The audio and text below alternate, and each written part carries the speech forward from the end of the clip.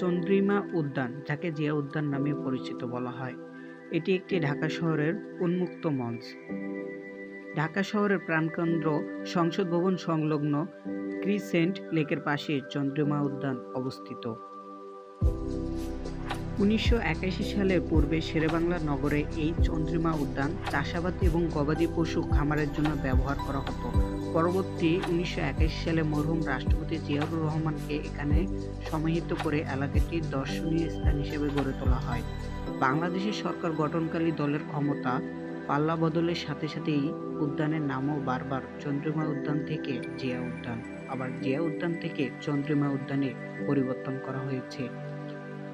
বর্তমানে স্থানটি এই দুই নামেই সমানভাবে পরিচিতি লাভ করেছে। প্রায় ৭৪ একর জায়গা জুড়ে অবস্থিত চন্দ্রিমা উদ্যানে আছে মরহুম রাষ্ট্রপতি জিয়াউর রহমানের সমাধি কমপ্লেক্স, ক্যান্টিন, ঝুলন্ত সেতু, মেমোরিয়াল হল এবং মসজিদ।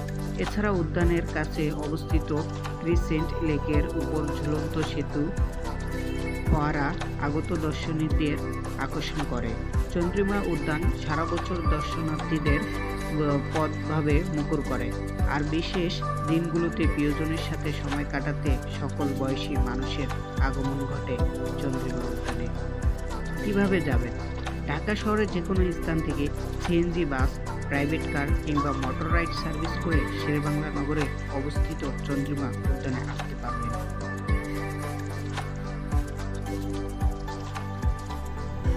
এটা একটি ঝুলন্ত মঞ্চ। এখানে প্রতিদিনই মানুষের ভিড় জমে থাকে। এখানে বিভিন্ন রকম মানুষ আসে। এখানে কেউ ফটোশুট করতে আসে, কেউ ওখানে বসে আড্ডা দিতে আসে বন্ধু বান্ধবের সাথে। আপনারাও চাইলে এখানে আসতে পারেন।